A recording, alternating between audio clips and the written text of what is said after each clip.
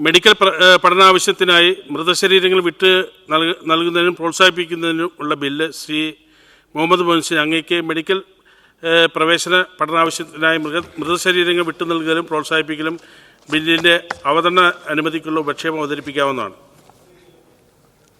Sir, medical പഠനാവശ്യത്തിനായി മൃതശരീരങ്ങൾ വിട്ടുനൽകലും പ്രോത്സാഹിപ്പിക്കലും ബില്ലിന് അവതരണാനുമതി നൽകണമെന്ന ഉപക്ഷേപം ഞാൻ അവതരിപ്പിക്കുന്നു. ഉപക്ഷേപത്തെ പിന്താങ്ങേണ്ടതാണ്. ബഹുമാനപ്പെട്ട പട്ടികജാതി പട്ടികവർഗ പിന്നോക്ക വിഭാഗക്ഷേമ വകുപ്പ് മന്ത്രി അങ്ങേക്ക് ഈ വിഷയത്തെക്കുറിച്ച് സംസാരിക്കാവുന്നു. സർ, ഇപ്പോൾ നമ്മൾ ഈ ബില്ല് സംബന്ധിച്ച് കേരളത്തിൽ 1957 ഒരു നിയമത്തിൻ്റെ അടിസ്ഥാനത്തിലാണ് സാർ ഈ കാര്യങ്ങൾ നടക്കുന്നത്. മൃതശരീരം പഠനാവശ്യത്തിനായി വിട്ടു നൽകുന്നതിനുള്ള വ്യവസ്ഥ ഈ 57 നിയമത്തിൻ്റെ അടിസ്ഥാനത്തിലാണ്. അതിനുശേഷം 64 വീണ്ടും ചെറിയൊരു ഭേദഗതി ഈ നിയമത്തിൽ കൊണ്ടുവന്നിരുന്നു. അത് ക്ലോസ് 4 പ്രകാരം ഒരു വ്യക്തിക്ക് മരണാനന്തരം ശരീരം ദാനം ചെയ്യുന്നതിന് നിയമസാധുത അതുപോലെ തന്നെ പരിരക്ഷ നിലവിലുണ്ട്. എന്നാൽ പ്രസ്തുത നിയമത്തിലെ ക്ലോസ് 4B പ്രകാരം അടുത്ത ബന്ധുവിൻ്റെയോ പങ്കാളിയുടെയോ വിസമ്മതമുണ്ടെങ്കിൽ ഈ മൃതദേഹം മെഡിക്കൽ വിദ്യാഭ്യാസത്തിനായി സ്വീകരിക്കാൻ നിയമ തടസ്സം നിലനിൽക്കുന്നുണ്ട് സാർ.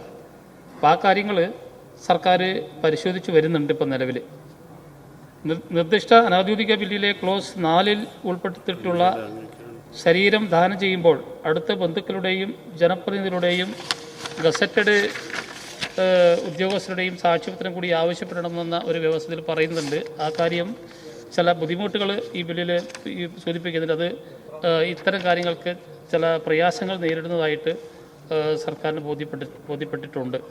കൂടാതെ പ്രസ്തുത ബില്ലിലെ ക്ലോസ് 5 പഠനാവശ്യത്തിനായി മൃതശരീരം വിട്ടു നൽകാൻ സമ്മതപത്രം നൽകിയവർക്ക് ആശുപത്രി സേവനങ്ങൾക്ക് മുൻഗണന നൽകുന്നത് അടിയന്തര ആശുപത്രി സേവനങ്ങളെ പ്രതികൂലമായിട്ടാണ് പലപ്പോഴും നമുക്ക് അനുഭവപ്പെടാറുള്ളത്. അതുകൊണ്ട് തന്നെ പ്രസ്തുത സ്വകാര്യ ബില്ലിലെ ക്ലോസ് 2 ഏറ്റെടുത്ത മൃതദേഹങ്ങൾ പഠനാവശ്യത്തിനു ശേഷം മറവ് ചെയ്യണമെന്ന വ്യവസ്ഥ അശാസ്ത്രീയവും അപ്രയോഗികവുമാണ് സർ. മാത്രമല്ല ശരീരത്തിൻ്റെ ഉദ്ദേശശുദ്ധിയെ അത് ചോദ്യം ചെയ്യുന്നതുമാണ്. അതിൻ്റെ അടിസ്ഥാനത്തിൽ ഇത് നമുക്ക് പരിഗണന അർഹമല്ല എന്നുള്ളതാണ് ഇവിടെ സൂചിപ്പിക്കാനുള്ളൊരു കാര്യം. സംസ്ഥാനത്ത് മൃതശരീരങ്ങൾ പഠനാവശ്യത്തിനായി നൽകുന്നത് സംബന്ധിച്ച് വ്യക്തമായ മാനദണ്ഡങ്ങൾ ഉൾപ്പെടുത്തിയാണ് 1957 അനാട്ടമി ആക്ട് നിലവിലുള്ളത്. പ്രസ്തുത ആക്ടിലെ വ്യവസ്ഥകളിൽ കാലാനുസൃതമായ മാറ്റം ആവശ്യമായി വരുന്ന പക്ഷം ഈ ആക്ട് ഭേദഗതി ചെയ്യാവുന്നതാണ്. ആയതിനാൽ കേരള അനാട്ടമി ആക്ട് നിലവിലുള്ള സാഹചര്യത്തിൽ ഇതേ ആവശ്യത്തിന് മേൽ മറ്റൊരു നിയമനിർമ്മാണം ആവശ്യമായി കാണുന്നില്ല. അതുകൊണ്ട് ഇത് നിരാകരിക്കണം സർ. ശ്രീ മുഹമ്മദ് മുഹസിൻ അങ്ങേക്ക് ഒരു ഹ്രസ്വമായ പ്രസ്താവന ചെയ്യാവുന്നതാണ്.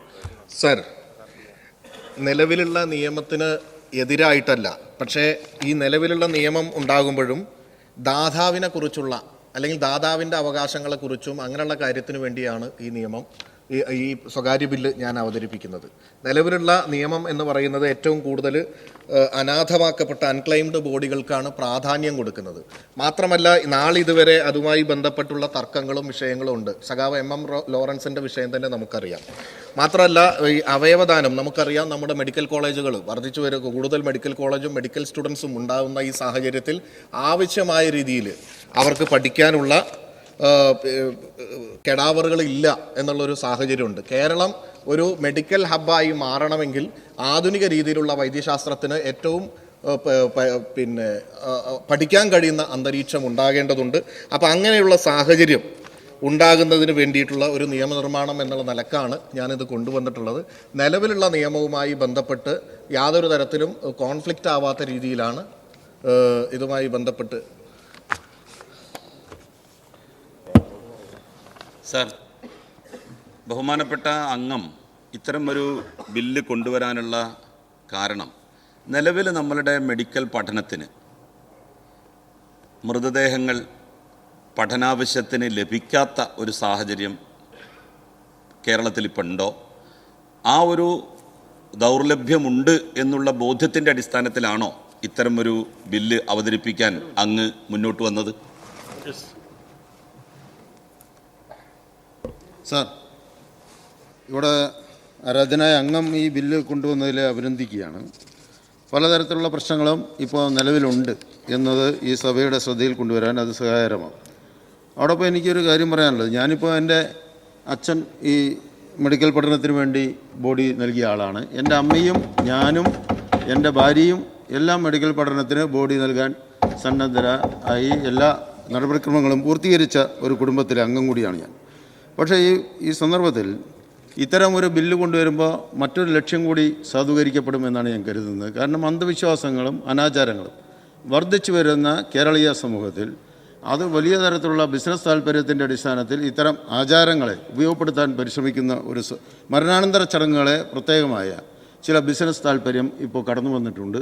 ആ ഘട്ടത്തിൽ ഇത്തരം ഒരു ബില്ലുകൾ ബോധവൽക്കരണത്തിന് സഹായകരമാകും എന്ന് ഞാൻ കരുതുകയാണ്. അത് താങ്കളുടെ ശ്രദ്ധയിൽപ്പെട്ടിട്ടുണ്ടോ എന്നാണ് ചോദിക്കുന്നത്. നിലവിലെ നിയമത്തിൽ ചില ലൂപ്പ് ഹോൾസ് ഉണ്ടോ എന്നൊരു സംശയമുണ്ട് സർ.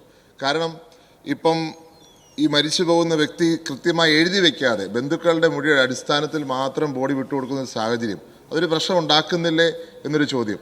കാരണം അദ്ദേഹത്തിൻ്റെ ഓറൽ ഒപ്പീനിയൻ ഒന്നും ആണെങ്കിൽ എന്തെങ്കിലും അതിനൊരു പോംവഴിയുണ്ടോ സർ ഇക്കാര്യം? സാർ, വളരെ പ്രധാനപ്പെട്ടിട്ടുള്ള ഒരു ബില്ലാണ് ഇത്. ഈ കാലഘട്ടത്തിൽ മൃതശരീരങ്ങൾ ഈ ആശുപത്രികൾക്ക് വേണ്ടി പഠിക്കാൻ വേണ്ടി വിട്ടുകൊടുക്കണം എന്നുള്ളത് ഒരുപാട് ആളുകൾ ജീവിച്ചിരിക്കുമ്പോൾ തന്നെ ആവശ്യപ്പെടുന്ന കാര്യമാണ്.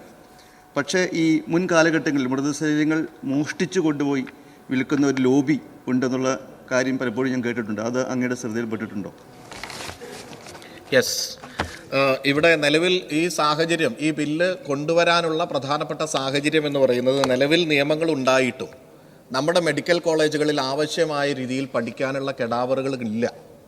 മാത്രമല്ല, ഞാൻ പല ആശുപത്രിയിലും വിദഗ്ധരായിട്ടുള്ള ഡോക്ടേഴ്സിനോട് സംസാരിച്ച സമയത്ത് അവർ പറഞ്ഞത് ഏറ്റവും ആധുനികമായ ട്രീറ്റ്മെൻറ്റ്, പ്രത്യേകിച്ച് ഹൃദ്രോഗ അടക്കമുള്ള കാര്യങ്ങൾ, തലച്ചോറുമായി ബന്ധപ്പെട്ട ചില സർജറികൾ, അതിനൊക്കെയുള്ള സംവിധാനങ്ങളുണ്ട്. പക്ഷേ അത് പരീക്ഷിക്കാനുള്ള കടാവറുകൾ ഇല്ലാത്തത് കൊണ്ട് അവർക്ക് അത്തരം ആധുനിക ചികിത്സക്ക് ഇവിടെ സൗകര്യങ്ങൾ ചെയ്യാൻ പറ്റുന്നില്ല. അതുകൊണ്ട് ആളുകൾ US അടക്കമുള്ള സ്ഥലങ്ങളിൽ പോയി ട്രീറ്റ്മെൻറ്റ് എടുക്കേണ്ട വിദഗ്ധ ഡോക്ടർമാർ ഉണ്ടാകുമ്പോഴും അവർക്ക് ചെയ്ത് പരിശീലനം ചെയ്യാൻ കഴിയാത്തൊരു സാഹചര്യം കൊണ്ടുള്ള പ്രശ്നമുണ്ട് എന്നാണ് പറയുന്നത്. ഐഡിയൽ ആയിട്ടുള്ളത് ഒരു കെടാവർ 10 മുതൽ 12 അല്ലെങ്കിൽ 15 വിദ്യാർത്ഥികൾക്ക് പഠിക്കാനുണ്ടാവുന്ന രീതിയിലാണ് വേണ്ടത്. പക്ഷേ 100 കുട്ടികൾക്ക് പോലും ഒരു കെടാവർ കിട്ടാത്ത സാഹചര്യവും നമ്മുടെ ഇവിടെ ഉണ്ട്. അപ്പോൾ അതൊരു പ്രധാനപ്പെട്ട വിഷയമാണ് എന്നുള്ളത് കൊണ്ടാണ് ഈ നിലവിൽ നിയമമുണ്ടായിട്ട് പോലും നമുക്കതിന് സാഹചര്യം ഉണ്ടാകുന്നില്ല എന്ന് പറഞ്ഞാൽ ഒന്നില്ലെങ്കിൽ ആ നിയമത്തിൽ പൊളിച്ചെഴുത്തുകൾ വേണ്ടതുണ്ട് എന്നാണ് അത് കാണിക്കുന്നത്. രണ്ടാമത്തൊരു നമ്മുടെ ശ്രീ KD പ്രസേനൻ അങ്ങേ അഭിനന്ദിക്കുകയാണ്. അങ്ങേ ഒരു മാതൃകയാണ്. ഇപ്പോൾ നമ്മൾ ഈ കൊണ്ടുവരുന്ന ഈ സ്വകാര്യ ബില്ലിൽ പ്രധാനമായിട്ടും ആ ഭാഗം ബോധവൽക്കരിക്കലും അതുപോലെ തന്നെ ഇതിന് പ്രചരണം കൊടുക്കാനുള്ള കാര്യങ്ങൾ കൂടി ഇതിൽ ഉൾപ്പെടുത്തിയിട്ടുണ്ട്. നിലവിലുള്ള നിയമത്തിൽ അത് വ്യവസ്ഥയില്ല. മാത്രമല്ല, ഈ നിലവിലുള്ള നിയമം ശ്രീ ചാണ്ടി ഉമ്മൻ പറഞ്ഞതുപോലെ തന്നെ സാക്ഷ്യപ്പെടുത്തുന്നത് എന്ന് പറഞ്ഞു കഴിഞ്ഞാൽ ആരെങ്കിലും ഓറലായിട്ട് ഇന്ന ആള് പറഞ്ഞിട്ടുണ്ട് എന്ന് പറഞ്ഞാൽ മതി, അതാണ് ഏറ്റെടുക്കുക. എന്നാൽ വളരെ കൃത്യമായി എഴുതി വെക്കാം ഒരു പ്രൊസീജിയർ വളരെ കൃത്യമായിട്ടില്ല. എഴുതി വെച്ച് കഴിഞ്ഞാൽ തന്നെ എങ്ങനെയാണ് എന്നുള്ളത് അതിനുള്ള ഒരു പരിഹാരം കൂടിയാണ് സാക്ഷ്യപ്പെടുത്തുന്നത്. ഒരു പഞ്ചായത്ത് മെമ്പർ, അതോടൊപ്പം തന്നെ ഇമ്മീഡിയറ്റ് ആയിട്ടുള്ള കുടുംബാംഗങ്ങൾ, ആരെങ്കിലും ഒരു പ്രായപൂർത്തിയ ഒരാൾ കൂടി സാക്ഷ്യപത്രം കൊടുക്കുക എന്ന് പറയുന്നത്. മാത്രമല്ല, ഇപ്പോൾ നേരത്തെ പറഞ്ഞ പോലെ ഒരു ലോബി പ്രവർത്തിക്കുന്നുണ്ടെന്ന് പറഞ്ഞാൽ 18-ാം നൂറ്റാണ്ടിലും 17-ാം നൂറ്റാണ്ടിലൊക്കെ ഈ പഠനത്തിന് അനാട്ടമിയുടെ തുടക്കത്തിലൊക്കെ തന്നെ വലിയ സാധ്യതകളുള്ള ആ സമയത്ത് ശരിക്കും പറഞ്ഞാൽ ഒരു ഡാർക്ക് ഏജ് എന്ന് പറയുന്ന ഈ ബോഡി ബറിയൽ ഗ്രൗണ്ടിൽ നിന്ന് എടുത്തു കൊണ്ടുപോവുക, ഒരു സ്കോട്ട്ലാൻഡിൽ 16 പേരെ കൊന്നിട്ട് അത് ബോഡി വിൽക്കുന്ന സാഹചര്യം ഉണ്ടായി. ബഹുമാനപ്പെട്ട ഇപ്പോഴത്തെ പ്രതിപക്ഷ നേതാവ് നേരത്തെ ഈ അസംബ്ലിയിൽ പലതവണ അവതരിപ്പിച്ചിട്ടുണ്ട്. ഇതുമായി ബന്ധപ്പെട്ട് മൃതശരീരത്തിൻ്റെ ഇതുപോലെ കൊണ്ടുപോകുന്ന റാക്കറ്റുകൾ പ്രവർത്തിക്കുന്നുണ്ട് എന്ന് പറഞ്ഞ് അദ്ദേഹം സബ്മിഷൻ അടക്കമുള്ള കാര്യങ്ങൾ ഇവിടെ ഉണ്ടായിട്ടുണ്ട്. മാത്രമല്ല, ഇതര സംസ്ഥാനങ്ങളിൽ നിന്നൊക്കെയാണ് ഇപ്പോൾ ആവശ്യമുള്ള ബോഡികൾ പൈസ കൊടുത്ത് വാങ്ങിയിട്ടാണ് പല സ്വകാര്യ മെഡിക്കൽ കോളേജുകളും ഉപയോഗിക്കുന്നത്. അങ്ങനെയുള്ള സാഹചര്യങ്ങളുണ്ട്. ഇപ്പോൾ നമുക്കറിയാം, മരണപ്പെട്ടവരെ ജീവിച്ചിരിക്കുന്നവരെ പഠിപ്പിക്കുന്നു എന്നുള്ളതാണ്. ഇപ്പം ചില ആളുകൾ, ചില വ്യക്തികൾ നമുക്കറിയാം ഒരുപാട് മരണത്തിന് ശേഷവും ജീവിച്ചിരിക്കുന്നവർക്ക് വേണ്ടിയിട്ടുള്ള സേവനം ചെയ്യുക എന്ന ലക്ഷ്യത്തോടു കൂടി തൻ്റെ ശരീരം ദാനം ചെയ്യാൻ വേണ്ടി തയ്യാറായി വന്ന യെച്ചൂരി അടക്കമുള്ളവർ ഈ അടുത്ത കാലത്ത്, ഇപ്പം MM ലോറൻസ് അടക്കമുള്ള ആളുകൾ അങ്ങനെ കൊടുക്കുന്ന സമയത്ത് പോലും അത് പിന്നീട് വിവാദങ്ങളാവുകയും അതിന് സംവിധാനങ്ങളില്ലാതിരിക്കുകയും ചെയ്യുന്ന ഒരു സാഹചര്യമുണ്ട്. അപ്പോൾ അത്തരം സാഹചര്യങ്ങൾ പരിഹരിക്കാൻ വേണ്ടിയിട്ടും ഒപ്പം തന്നെ ഇതിന് പ്രോത്സാഹിപ്പിക്കുക എന്ന് പറഞ്ഞു കഴിഞ്ഞാൽ ഒരാൾ ദാനം ചെയ്യാൻ വേണ്ടി തയ്യാറായി തൻ്റെ ശരീരം ഇതുപോലെ ഭാവിയിലുള്ള തലമുറയ്ക്ക് പഠിക്കാൻ വേണ്ടി കൊടുക്കുകയാണെങ്കിൽ അങ്ങനെ പഠിക്കുന്ന സമയത്ത് അവർക്ക് ഏതെങ്കിലും തരത്തിൽ അത് കൊടുക്കുമ്പോൾ എന്തെങ്കിലും ഒരു ഗുണം വേണം. അതിന് അവർക്ക് അവരുടെ ചികിത്സക്ക് സൗജന്യമായി ചികിത്സ കൊടുക്കാനുള്ള ഒരു സംവിധാനം ഉണ്ടാവുക. ഇതിന് ഫണ്ട് കണ്ടെത്താൻ പറ്റുന്നത് സ്വകാര്യ മെഡിക്കൽ കോളേജുകളിലേക്ക് ബോഡി കൊടുക്കുന്ന സമയത്ത് ഒരു ഫീസ് ഈടാക്കുന്നുണ്ട്. അതിൽ ഈ ഫണ്ട് കണ്ടെത്താവുന്നതാണ്. അതുപോലെ തന്നെ വാഹനങ്ങൾക്ക് ഉപയോഗിക്കാൻ പറ്റും.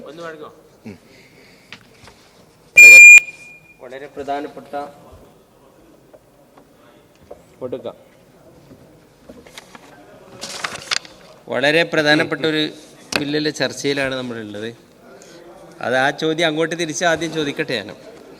നമ്മുടെ ഈ ഹ്യൂമൻ ബോഡീസും ഹ്യൂമൻ ഓർഗൻസും ഏറ്റവും വിലപ്പെട്ടതാണ്. ഇത് സത്യത്തിൽ ഇപ്പോൾ വളരെ വാല്യുബിൾ ആയതുകൊണ്ടാണ് ഇതിൻ്റെ പിന്നിൽ തന്നെ ആളുകളെ വകവരുത്തിയിട്ട് ഇതൊക്കെ കൊണ്ടുകൊടുക്കുകയൊക്കെ ചെയ്യുന്ന ഒരു രീതിയിലേക്ക് മാറിയിട്ടുള്ളത്. സത്യത്തിൽ ആളുകളുടെ ഇടയിൽ ഇത്ര വലിയ ഒരു രീതിയിലുള്ള ഒരു അവബോധം സൃഷ്ടിക്കുന്നതിന് ആവശ്യമായിട്ടുള്ള ഒരു കാര്യം ഏറ്റവും പ്രധാനമായിട്ടുള്ളതാണെന്ന് തോന്നുന്നു. ഈ കാര്യത്തിൽ ഈ മതപരമായ വിശ്വാസം, പ്രത്യേകിച്ച് ഈ നമ്മുടെ ബോഡി വിട്ടുകൊടുക്കുന്നതിനും പഠനത്തിന് വേണ്ടിയിട്ട് നമ്മുടെ ഓർഗൻസൊക്കെ കൊടുക്കുന്നതൊക്കെ സത്യത്തിൽ ഇത് നമ്മൾ തന്നെ പിന്നീട് മറ്റൊരാളിലൂടെ മരിച്ചുപോയ ആൾ മറ്റൊരാളിലൂടെ ജീവിക്കുന്നതിന് തുല്യമായ രീതിയിലുള്ള കാര്യങ്ങളൊക്കെ ഇതിൽ ചെയ്യാൻ കഴിയും.